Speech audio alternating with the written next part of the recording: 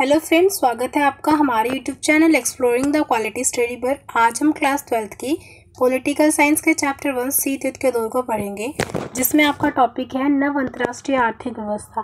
Guys, नव अंतर्राष्ट्रीय आर्थिक व्यवस्था को जानने से पहले हमें यह जानना आवश्यक है कि इसकी हमें आवश्यकता क्यों पड़ी तथा इसकी मांग किसके द्वारा की गई और इसकी हिस्ट्री क्या है, यह अस्तित्व में कैसे आया। देखिए गाइस, 1970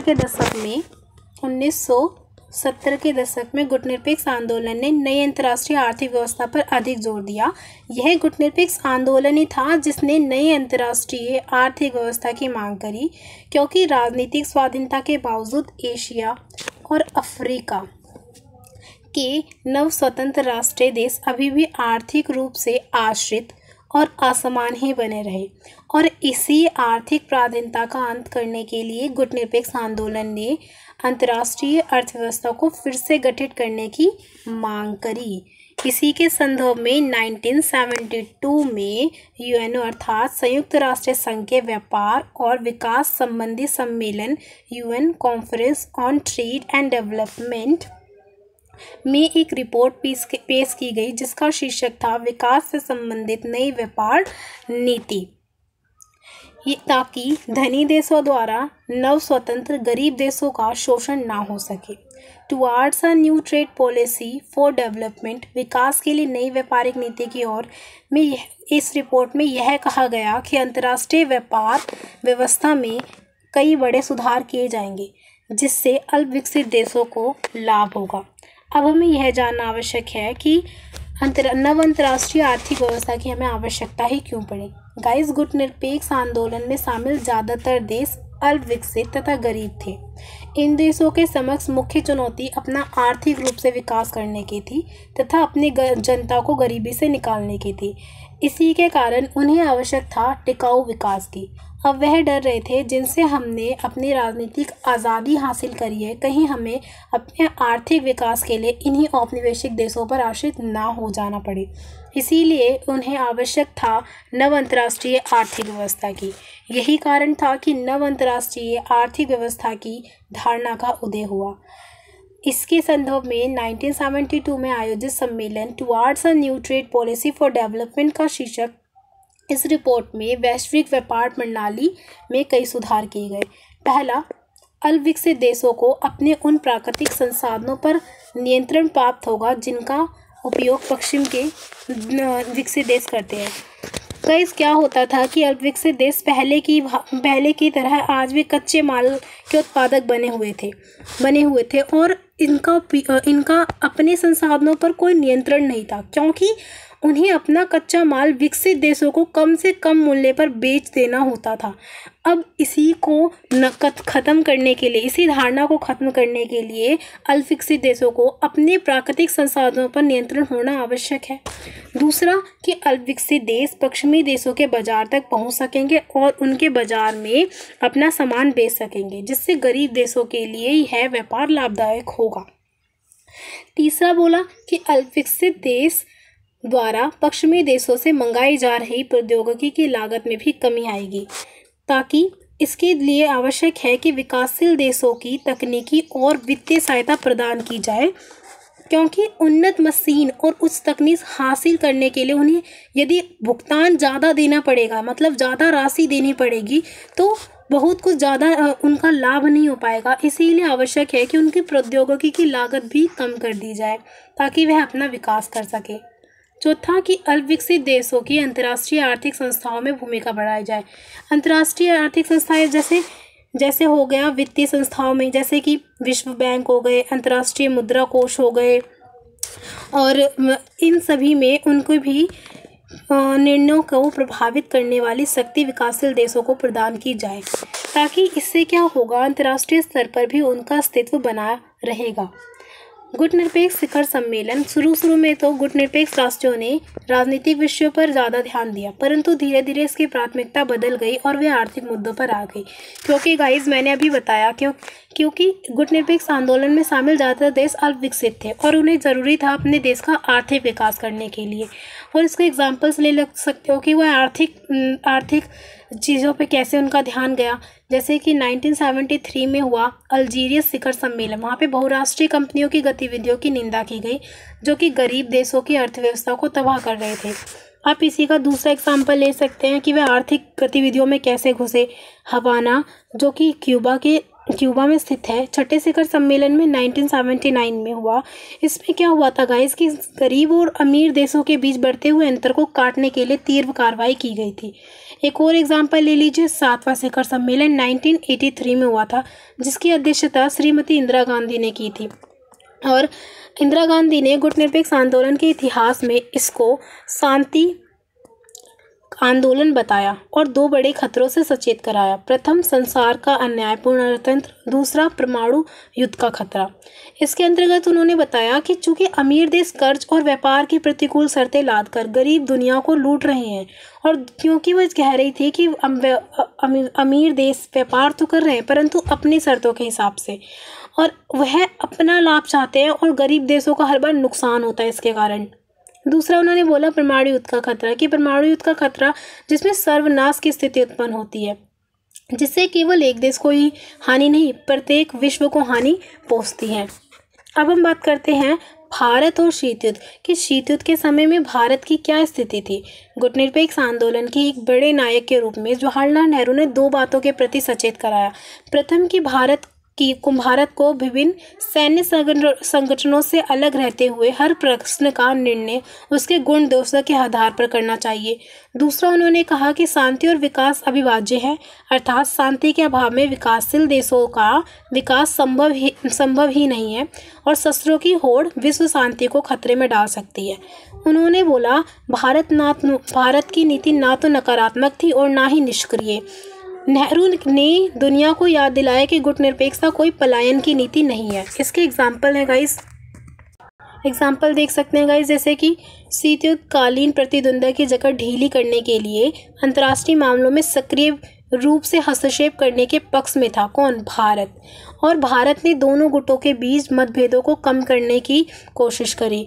यहाँ तक कि भारत ने जवाहरलाल नेहरू के अनुसार गुटनिरपेक्षता का मतलब चुप्पी लगाकर बैठ जाने वाले में से नहीं था। उसका एग्जाम्पल है 1950 में जब कोरिया का युद्ध हुआ, तब भारत ने उत्तरी कोरिया की कड़ी निंदा करी। अगर कड़ी निंदा ना करता तो आप कह भी सकते थे कि भारत चुप्पी लगाकर बैठ जाता है, परंतु ऐसे इसके विपरीत भारत ने उसकी कड़ी निंदा करी, चुप्पी लगाकर नहीं बैठा। एक और एग्जाम्पल ले लीजिएगा, इस 1956 में स्वेज नहर को लेकर जब मिस्र पर आक्रमण हुआ तो भारत ने इंग्लैंड और फ्रांस की कड़ी निंदा करी बिना डरे। दूसरा एग्जाम्पल ले लीजिए, सीटों संधि में जब भारत ने हस्ताक्षर किए तब पाकिस्तान का रुख भारत के प्रति और भी शत्रुतापूर्ण बन गया, और इसके बावजूद भारत ने गुटनिरपेक्ष आंदोलन का परित्याग नहीं किया। तब आप कह सकते हो कि भारत कोई पलायन की नीति नहीं है, बल्कि गुटनिरपेक्ष राष्ट्रों की सभी देशों की आज़ादी और निशस्त्रीकरण में खास दिलचस्पी भी नहीं थी। इन्होंने इस तरह काम किया कि जिससे तनाव भी घटे और शीत युद्ध में कमी भी आए। अब हम पढ़ते हैं कि शीत युद्ध के दौर में अमेरिका के प्रति भारत की क्या नीति थी। अमेरिका हमेशा से भारत को अपने शक्ति गुट में शामिल करना चाहता था, परंतु भारत ने किसी भी शक्ति गुट में शामिल ना होने की नीति अपनाई, और इसी के कारण अमेरिका को यह नीति रास नहीं आई और पाकिस्तान के विरुद्ध हमारे संघर्ष में अमेरिका ने प्राय पाकिस्तान का पक्ष लिया और पाकिस्तान में अपना शक्तिशाली सैन्य अड्डा स्थापित कर लिया ताकि वह भारत को नुकसान पहुंचा सके। इन कारणों से भारत और अमेरिका के रिश्तों में दरार आ गई। अमेरिका ने जब उत्तरी वियतनाम पर बमबारी की तो भारत ने इसकी आलोचना करी। इससे अमेरिका और भी ज़्यादा खिंच गया। अमेरिका ने कहा कि भारत हर चीज़ में टांग अड़ाता है, क्यों भारत को हर बार मेरे चीज़ में इंटरफेयर करना होता है, क्यों भारत हर बार बोलने लगता है कि तुम ये गलत करते हो या वो सही करते हो। तो इसके कारण भारत और अमेरिका में और भी ज़्यादा तनाव की स्थिति उत्पन्न हो गई। इसके कारण 1965 में भारत और पाक का जब युद्ध हुआ तो अमेरिका ने भारत का साथ ना देते हुए पाकिस्तान का साथ दिया, जबकि अमेरिका ये बात अच्छे से जानता था कि भारत सही है। और उसने 1971 के भारत पाकिस्तान युद्ध के दौरान अमेरिका ने सुरक्षा परिषद, जो कि यूएनए का भाग है, वह आप अन्य चैप्टर्स में पढ़ेंगे, आने वाले चैप्टर्स में पढ़ेंगे कि सुरक्षा परिषद क्या है। में पाकिस्तान के केस पर भरपूर वकालत करी और भारत का विरोध किया। 1977 से 1979 के दौरान भारत ने अमेरिका के साथ अपने संबंध सुधारने चाहे, पर भारतीय हितों की बलि देकर नहीं। उसका एग्जाम्पल दिया भारत ने, जैसे राष्ट्रपति जिमी कार्टर की यात्रा के दौरान प्रधानमंत्री मोरारजी देसाई ने परमाणु अप्रसार संधि पर हस्ताक्षर नहीं किए। उन्होंने तर्क दिया कि हमारे आसपास के देश है, जैसे चीन है, उसके पास तो परमाणु हथियार है और वह परमाणु शस्त्रों से लैस है, तो हमें अपनी सुरक्षा की भावना से परमाणु शस्त्रों की आवश्यकता पड़ेगी, तो हम परमाणु अप्रसार संधि पर हस्ताक्षर नहीं कर सकते। इससे यह सिद्ध हो गया कि वह अमेरिका के दबाव में आके नहीं झुकेगा। अब दोनों देशों के बीच इतनी तनावपूर्ण स्थिति होने के बावजूद भी कुछ संयोग के क्षेत्र थे, और वह संयोग के क्षेत्र आर्थिक क्षेत्र में देखने को मिले। अमेरिका को स्पष्ट रूप से समझ में आ गया कि भारत को अपना पशलग्गू नहीं बना सकता हुआ है, और इसीलिए 1960 के दशक में अमेरिका ने भारत को ऋण भी दिया और अनाज की आवश्यकता को भी पूरी करी। शिक्षा, तकनीकी, सांस्कृतिक क्षेत्रों में दोनों के बीच आदान प्रदान बना रहा। यहाँ पर आप देख सकते हो कि राजनीतिक दृष्टि से तो दोनों में तनाव की स्थिति उत्पन्न थी, परंतु आर्थिक रूप में वह एक दूसरे के सहयोगी भी बने रहे। 1974 में अमेरिका ने भारत की विशेष आर्थिक सहायता करी। अमेरिका व्यापार में भारत का सबसे बड़ा भागीदारी रहा, इसीलिए राजनीतिक दांवपेचों के बावजूद गुटनिरपेक्षता की नीति भारत के हितों को बढ़ाती गई। शीत युद्ध के दौरान सोवियत संघ के प्रति भारत की नीति, सोवियत संघ और रूस की जिसे हम आज सोवियत संघ का नाम रूस के नाम से रूस बोला जाता है, तो इसमें कंफ्यूज कभी मत होना कि सोवियत संघ या रूस 1991 से पहले सोवियत संघ कहा जाता था, लेकिन जब 1991 के बाद इसको रूस कहा जाता है, क्योंकि सोवियत संघ का विघटन हो गया था। इसको आप सेकंड चैप्टर में पढ़ेंगे कि सोवियत संघ का विघटन कैसे हो गया। गाइस देखिए कि सोवियत संघ की कम्युनिस्ट क्रांति ने भारत के कुछ युवा नेताओं को बहुत प्रभावित किया। जवाहरलाल नेहरू कम्युनिस्ट नेताओं के सभी नीतियों से सहमत नहीं थे, परंतु कुछ ऐसी नीतियां थी जिससे जवाहरलाल नेहरू सहमत थे, जैसे कि औद्योगिक और आर्थिक विकास से वह बहुत ज़्यादा प्रभावित थे। 1949 में भारत और सोवियत संघ के बीच एक व्यापारिक समझौता हुआ। कोरिया युद्ध 1950 से 1953 में भारत ने एक स्वतंत्र रुख का परिचय दिया। जब 1953 में स्लाटिन की मृत्यु के बाद भारत रूस के संबंधों में एक नए अध्याय का सूत्रपात हुआ। जब कोरिया युद्ध, जैसे कि यहाँ पे दिखाया गया कि खुश्चेव के शासनकाल 1957 से 1964 के दौरान भारत और रूस के मैत्री संबंधों में विशेष सुधार हुआ, क्योंकि हमें अगर आप रूस और भारत की हिस्ट्री देखोगे तो आपको दिखेगा कि इन दोनों में हमें सदैव मित्रतापूर्वक हिस्ट्री रही है।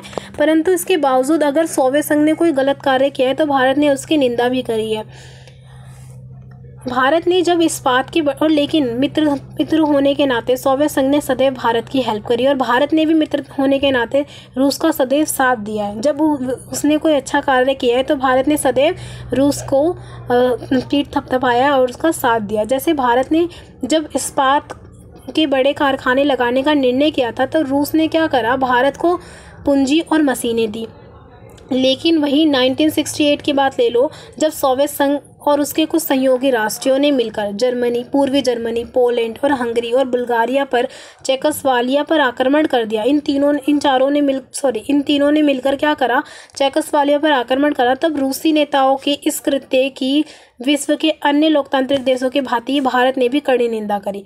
यहाँ पर स्पष्ट हो गया कि यदि सोवियत संघ कोई गलत कार्य करता है तो भारत भी उसकी कड़ी निंदा करेगा। 20 वर्षीय संधि 1971 में बांग्लादेश के प्रश्न पर रूस ने भारत का साथ दिया और 9 अगस्त 1971 को भारत और रूस के बीच एक संधि पर हस्ताक्षर हुआ, जिसका पश्चिमी देशों ने यह अनुमान लगाया कि सोवियत संघ के गुट में शामिल हो गया है भारत, परंतु ऐसा नहीं था। भारत ने इसको गलत साबित कर दिया। 1979 में भारत व रूस द्वारा एक संयुक्त विज्ञप्ति जारी की गई, जिसमें भारतीय महासागर को शांति का क्षेत्र घोषित किया गया। अफगानिस्तान में रूसी हस्तक्षेप। दिसंबर 1979 में सोवियत संघ द्वारा अफगानिस्तान के आंतरिक मामलों में हस्तक्षेप से शीत युद्ध एक बार फिर से बहुत उग्र हो चला था। अमेरिका ने इस हस्तक्षेप को बहाना बनाकर सोवियत खतरे से पाकिस्तान की रक्षा के लिए उसे हथियार देने की घोषणा कर दी। केवल ये बहाना था और ताकि वो भारत को नुकसान पहुंचा सके। इसीलिए क्या करा, भारत व अन्य गुटनिरपेक्ष राष्ट्रों ने अफगानिस्तान से रूसी सेनाओं की वापसी मांग करी ताकि यह विवाद आगे और ना बढ़ जाए। राष्ट्रपति गोरबाचेव को इंदिरा गांधी पुरस्कार। 1988 में जब रूसी राष्ट्रपति गोरबाचेव भारत की यात्रा के लिए आए तब भारत में सोवियत उत्सव के समापन समारोह में भाग लिया। शांति, निशस्त्रीकरण और विकास के क्षेत्र में उल्लेखनीय योगदान के लिए उन्हें इंदिरा गांधी शांति पुरस्कार मिला। अब मैं आपको बता दूं, पिछले वीडियो में आपको 16वां शिखर सम्मेलन क्या है तथा उसका उद्देश्य बताइए, तो आपने उसका आंसर है गाइस कि 16वां शिखर सम्मेलन में यह बताया गया था कि सभी देशों के साझा प्रयास से स्थायी वैश्विक शांति अर्थात गुटनिरपेक्ष नेताओं ने आतंक के खिलाफ जीरो टॉलरेंस की नीति अपनाने का आह्वान दिया था।